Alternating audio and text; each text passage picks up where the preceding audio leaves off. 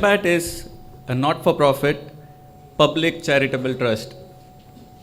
Over a period of time, we have grown into a think tank that aims to provide a platform for policymakers, technologists, academicians, and industry leaders. So we get together, and what's the purpose?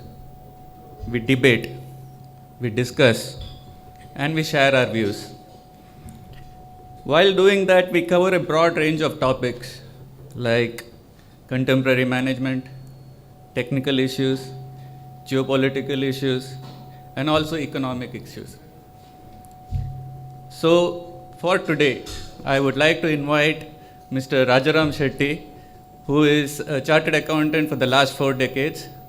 I would like to invite him here, and we will listen to him and get his views on how this interesting group of 12 people have got together and how we will be using this think tank to share our ideas.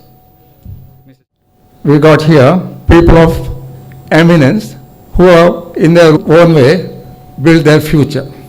Once Abraham Lincoln said, you can predict your future provided you create it.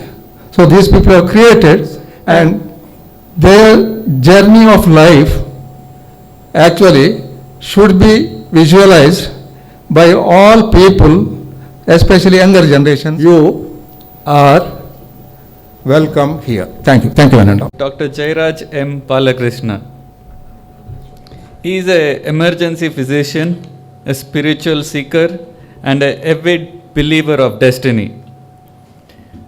Dr. Jayaraj found himself absorbed in defining the ancient Indian concepts in a modern context. He believes, like the human evolution, the scientific development is also a convergent process. Being the ancient cradle of human civilization, India has a major role to play in redefining the science and the modern medicine. How to do it? He believes it is done by identifying and simultaneously rectifying the lacuna. The lacuna is now created by the deviation from the normal that we've witnessed with modernization. By adding value and human dignity with holistic healing systems, we need to repair the broken links of its one state-of-art human care system. Currently, Dr. Jayaraj is the head and professor and HOD of emergency medicine at KMC Manipal from its inception. He also heads the Center for Disaster Management at MAHE. And the topic he'll be talking about today is bridging ancient concepts and modern scientific perspective in human care. Thank you so much, sir. Please. Warm and brief introduction. I am so privileged to be here in front of you today. It's all about the platforms to perform, but this kind of platforms always showcase the content which is already created. And I have seen fantastic people today, because the pandemic kept us all in our own small cubicles. Of course, as doctors, we were working on the forefront, and the time that we will be contemplating on life and see how the life has to forward and what is the next turn we have to take. So here currently I am working in Kasturba Medical College, Manipal, as the head of the Department of Emergency Medicine, as introduced by our team. And here I will see what exactly I am trying to bring forth, because I always believe in going beyond the thing and have interactive sessions, but here is what I talk. So the I talk is essentially what your intent talks, right? I stands for intent, and the intent is manifesting through you, so that I stands for. And now coming here, let's start with the talk. What is the talk about? How we start talking about a particular subject of our past, present, or what our plans are is basically we have an intent to talk, and we manifest through our vocal system or our sound system, right? So there are two processes happening in the human body once it is coming to a talk. One is our intent, second is our breath. In our motor speech area, it manifests through a word input which is going to be coming to the audience, and this is vibrating on the tympanum. So the only energy I am emitting from here is coming to you and hitting on you is my intent to talk is. And this is the only energy I am giving to you, and I am not manifesting any other forms of energy. So this is what changed the human generations and made the human evolution possible. And this is very important to have such platforms to perform and deliver your speeches. Coming here, we are talking about the speech or the intents manifested through the Indian context and how the world has got transformed, being the ancient, the voices of the ancient India from the Shrutis and Smritis, what our ancients heard and how that affect the human evolution. Now here, I'm taking you through the healthcare systems of India, ancient healthcare systems of India, how it transformed the health and human journey and made a better care system for the entire world. So we have heard the story of Sushruta, the ancient Indian surgeon whose time is said as 6600 BC, but of course there are versions that Sushruta lived much earlier. And the picture above is Sushruta right here taking care of a plastic surgery of a person who has lost his nose, and this is a modern depiction of what work Sushruta has done. And down is Dr. Sanjay Bhai, one of my mentor in emergency medicine, who's debriefing a case of trauma in Apex Trauma Center in Delhi. So Indian healthcare system has evolved in a focus model as a cocoon and had ideas and enlightened the world, and the world has come back and converged on India, and India is one of the best and fastest forwarding healthcare systems in the world. So I'm not talking about what the scientific approach, scientific advancement we have made. It's all about the principles and practices that we have inculcated in the healthcare system as it moved forward. Now, if you are looking at the ancient tools and armamentarium the old surgeons used, we have almost, Dr. Kiranacharya was here, he would have definitely agreed to me that most of the tools what is used here, many of them are being used in the orthopedics even now. So this is something which is in BC, which have been used in India right here, and major modification have been done in many, but many tools of the surgical use is common. I have an anesthesia background where I have been giving anesthesia to surgeons, and I always was fascinated by the tools because I have my own crafts and hobbies and I use my own tools. So anytime, if you evolution of a tool and how your intent is manifesting through your instrument is very important, how we generate that instrument. So these were the instruments which were made in the country before the history was written, so that we don't have much about the history which is talking about how individual instruments in this were made. And of course these are still in the Ayurveda Shalya Vidya, which is the surgical form of Ayurveda. So we had treatises from Sushruta and Charaka and Vagbhata for that matter, and we have an ancient history and which makes us strong and tall on our own perspective. And many of them are lost, but still we have things to be learning from them. So my talk is all about how we are going to take us back and come back with a perspective and give us more strengthening, and how we are going to stay focused and committed to the human care. So I'll tell you a few stories. This is the twin deities is Ashwini Devas. They have been described in Rig Veda as the kids of, or the sons of the Lord Surya or sun. So they have a common consort or a wife called Ushas. And Ashwini Devas have been very important, and some of the have been considered as the celestial or divine physicians who have been practicing pharmacology, applied pharmacology.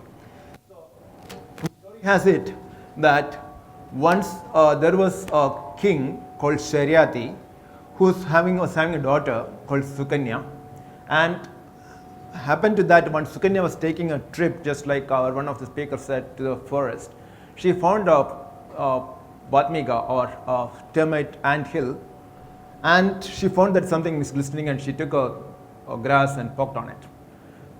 happened that the blood started flowing, and it happened to be a sage who was in penance and was meditating for years.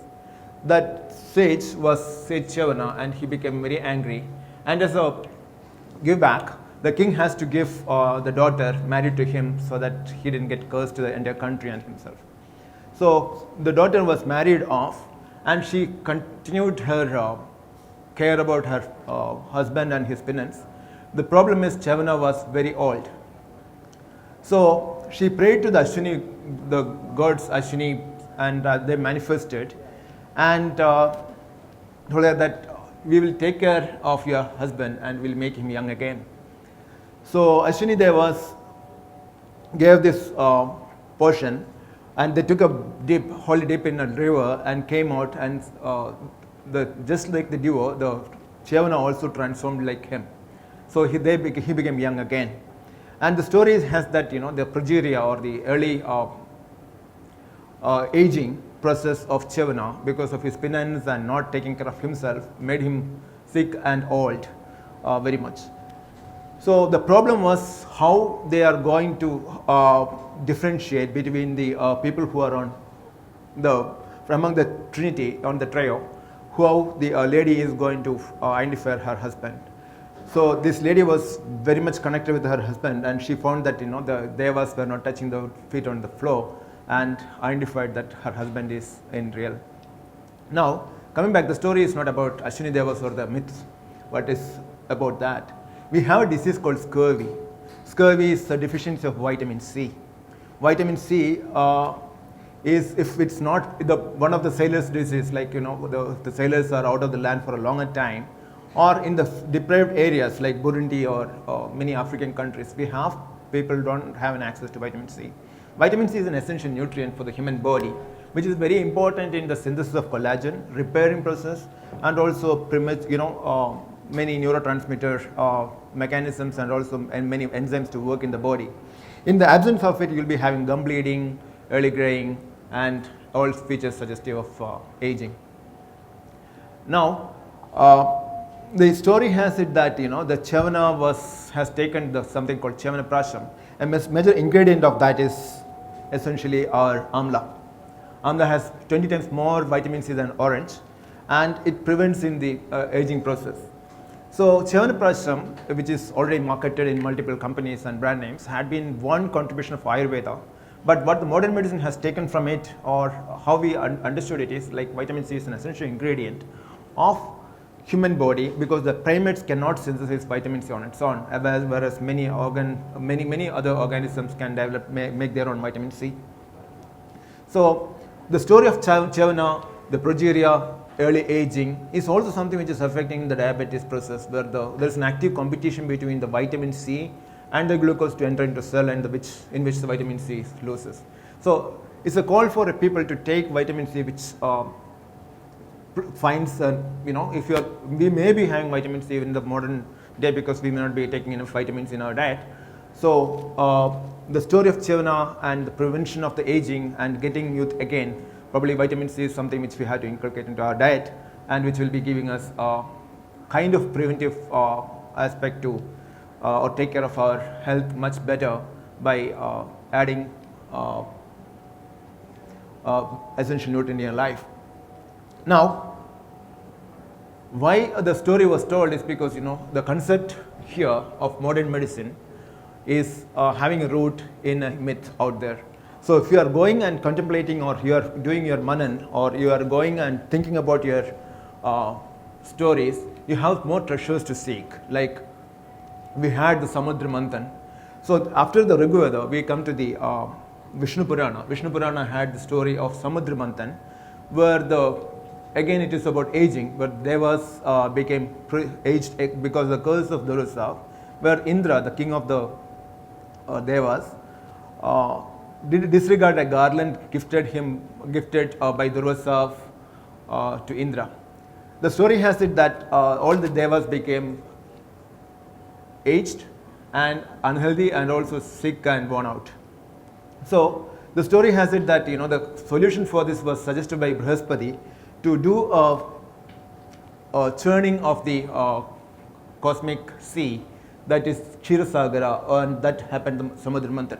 The devas alone were not able to do that, so that they had the other counterparts of the demons to do the work together. So they used the Mantara Parvata as the churning stock, and used the snake Vasuki, which was adorned by Shiva in his neck as a garland, and they used this technique to churn the Ksheerasagara. So the story is very symbolic to say that how you are making your good and bad, and how you're churning the best out of you and the nectar of life. And that has got a different aspect in your tantra and also your yoga and meditation. This is a whole story about how you churn yourself into a better individual. But story has it that many products came out of it, which included the tree of life, that is Parijata, or Kalpadruma. There had been the goddess Lakshmi, the moon, everything came out of this process is what is said. But one of the product came at the end product of this. Before the end product came the Hala, or the poison, ultimate poison, which Shiva drank and he became Nilakanta. The story also takes us to the time that at the end, Lord Dhanvantari, who is again the celestial physician according to Vishnu Purana, comes out with the nectar of life, that is Amrit. So Lord Dhanvantari is called Om Shangam Chakram Jalaukam. I am going to take you through the keyword of Jalaukam, which is a leech. We physicians are many times ridiculed as leeches because we leech the money of the people. But the leech has as an organism, this is an annelid, which is finding its a place in old healthcare systems where it can suck the bad blood out of the body. It is finding its use modern times also, because medical leeches are used in the healthcare, where the graft surgeries, if they get blood clotted, the leeches are used to suck the blood out of that place. We have used leeches to not only that, we are creating the blood clotting prevention drugs like bivalirudin, which are derivatives of the leech saliva, which contains the protein called hirudin. So if you are really looking at how the leeches, just like what we had in vitamin C, how it transcended from amla to your vitamin C and its medical properties, we are having something which is Jalauka, which is worn by Lord Dhanvantari as one of the tool, of course, becomes a medicine of multi-million-dollar industry, where this is the only medicine which can be given to our renal patients where other heparins don't work or cannot be given. So bivalirudin and other desiridine and lepiridine are still being used, and it is some of the best sort of drugs for taking care of the patients who are having clotting problems. So coming to this, so if you are really looking at the symbols which is used there, how it evolved and how the technology developed into modern concepts, is interesting to see. Now I'll take you to another concept where this is during the Ramayana era, where Yoga Vasishta, apart from Ramayana, Sage Vatmiki has written Yoga Vasishta. This is a 29,000 verse book in which there are 6,000 verses, which makes the Laghu Yoga Vasishta, where you take all the other fables and stories and make the Laghu Yoga Vasishta. It's all about meditation and how you are going to make the best out of you by using your body as a tool and seeing yourself as a person who's operating the tool, and how you are synchronizing with this entire existence and cosmos by giving an entire different perspective for your own operations in this world. So this is a better operative manual for a human system, Yoga Vasishta is. But the story is not about that. The interesting story here is about Karkadi. Karkadi as a mythical demoness who was always feasting on the human blood and their happiness. So Karkadi was a big size mountain troll like thing, and she wanted to make big kills. The problem is always she will be found because people can see her and they can run away. So she wanted to make big kills, and she is praying to Brahma to give her an easy penetrance to the human system so that she can make maximum kill. That's because that's her dharma, to kill, and it's her function. It's the best of function is to kill and make people sick or feast on the human blood. So Karkadi does this, and she wants to become smallest so that people don't detect her as she is penetrating the human system. So Brahma allowed that. And Karkati becomes something called Vishuchika. Vishuchika means poisonous needle. So Visha, Suchi. Suchi means the needle. So Vishuchika is another name for many infectious diseases. We have to understand that. One is typhoid. So Vishuchika, once Karkati became this narrow, thin, pointed thing, it was easy for it to go into the human system, penetrate the body, get the past defenses, and make the people sick and make the maximum kill. So the whole point about most of the one thing we have to understand here is the word virus is also meaning poison. Vishuchika means poison. What they have understood in Treta Yuga is there are unseeable or very macro elements causing illnesses which are infective and contagious in nature, which penetrate the human defense system and makes us sick. So that concept grew, and Vishuchika and other illnesses were considered as and there are the treatise also talk about, Yoga Vasishtha also talks about how to get out of this, how to make how to get out of the crowded places where the people are settling in like inns or dealing with animals, animal house, etc. are the commonest cause where the Vishuchika stays. How to get out of this gives a significant overlap between what we are practicing in the pandemic, how to get out of this threat of getting infected, at the same time how to make a morally clear, uncorrupt person, which is preventing us from a lot of diseases like the blood-borne disease and sexually transmitted diseases too. So in Treta Yuga, of course, we have to understand there were, this is something like 15,000 years before.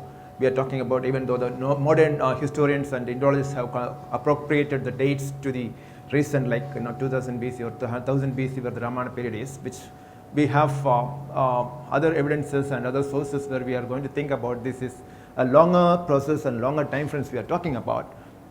So the story of Karkati and the virus, corona, is very important. The whole Yoga Vasishtha was discussed by Vasishtha, the school guru of Rama, for getting him out of the depression once he saw the human ailments, once he started ruling Ayodhya. So similar story is there for Arjuna, where he had been, once he was supposed to execute his function, he became depressed. So depression is also discussed in the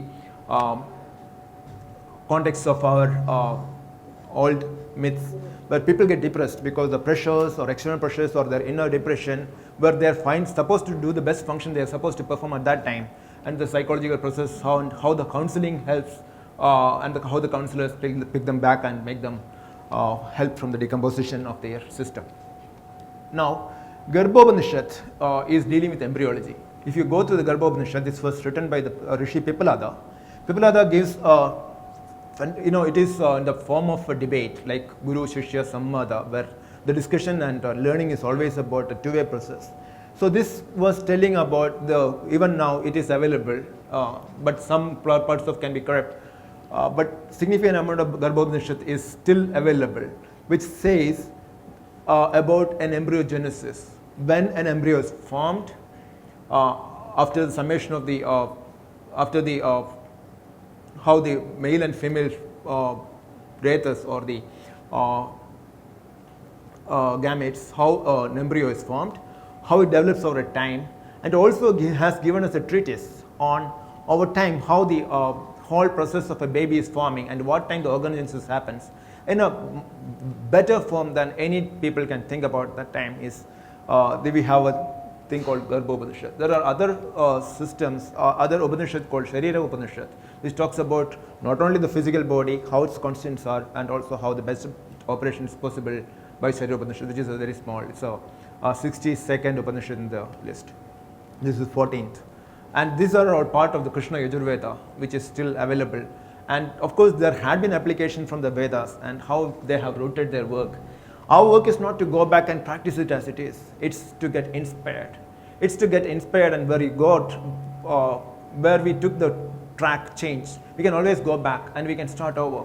And we can find things which the world has not worked with, where the people have not done before, but we can always go back and collect it back, not to showcase it, but to apply it for the better human care. Now, the we all know that time heals and time kills, where the Shiva, the Lord of Time, or the Bodha of universe, is the healer as well as the killer. So as a healer, he is Vaidyanatha, and as a killer, he is Mahakala. So we are a department which works on the time frame, where we understand the properties of the time to kill, and we work in emergency medicine by killing the killer. So we'll see how what are the patterns by which the person dies. We understand this, the killing processes, and we kill those processes to save the person, to make sure that they are alive for the other specialty to work with. So if I'm having a patient coming with trauma, I'll be resuscitating by supporting the physiology and also airway, breathing, circulation and disability of this patient, where there is a pattern of death. So we make sure and we work on the nooses, and we make these ligatures untied, and so that there is a patient to be treated again. So we have started a department here in 2017, and we have this is our yantra we work with. We have a 6 A's of Academics, Architecture, Accreditation, Association, Analysis and Administration. And we have 2 T's in the center, that yin and yang, is tackling and training the situation, and also about treating and training of the person. So we treat the people well, we train the people as they are coming as a patient. So we give a patient education as well as the patient treatment. We also take care of our employees and individuals in the same way, so that our nurses are trained and treated very well. So same goes the doctors and also the postgraduates who are getting trained. So if you are really looking at the patients, and the postgraduates in the department becomes most important, because we are treating and training them. That's how we have built the whole superstructure of how the 6 A's work over it. So the whole process is about treating and training. So we call this a 6A2T model. Now, the themes of emergency medicine department is encourage, accreditation, aspiration, association. All this have been inspired by the scriptures at any point of time, because it's very important to understand that we as a specialty of emergency medicine cannot, we understand very much that a person cannot choose this emergency physician because emergency physician happened to them. That's not a specialist you are choosing, it's about you happen to get presented in front of that specialist. So we believe that we are guardians of time, just like Kala Bhairava is. Most of the people, like our police, guards, etc., they are put in the interface or the gate, just like emergency department is placed in front of a hospital where people come there and it happens to them. So just like after the security guards, it's next frontline workers as us. We have our own threats and challenges to meet, but to make sure that the life is protected, so the creation goes on, and people deliver the best and their best abilities because they have life to continue. So in the bigger framework of time, we come with and sync with our life, and we go back to the elements of Panchbhutas as we are supposed to be. And this creation and Srishti happens again. That's the cycle of life. With this perspective, I conclude, and this is what I wanted to share here with you, because there is a lot to learn from scriptures, whichever country it is from, but it's just be understanding that, wherever people lived, they have invented, reinvented, and wrote things down. So always go back and visit it. Many things, it is best, just like Dr. Kiran Acharya was saying, the right time is now, because you don't know if it is going to be there later, tomorrow, or if you are in the condition to learn and understand it, because a small connection here disconnected, you are not as productive or as cognitive as you should be today. So with that, thank you very much. And my work is to understand the iconography of Indian and also the Indian scriptures, along with enriching my specialty. But it's very important that you can always go and dig back, and you can get more and more information. Your own specialties on the field you are working in. And with that, I'll stop here. Thank you very much, Dr. Dasrud and Dr. Madodi, and everybody who had the question listening. Thank you very much. Thank you, dear friends, for watching this episode of iTalk. iTalk is an event that was brought to you by iBack, the think tank, in association with U Channel. This edition of iTalk tried to bring in 12 thinkers, doers and idea generators from diverse fields on a single platform. I hope you will watch and listen to our 11 other speakers too and enjoy it. If you have liked our program, please subscribe to our channel by clicking on subscribe button. Thank you. Have a great day ahead. Thank you, dear friends.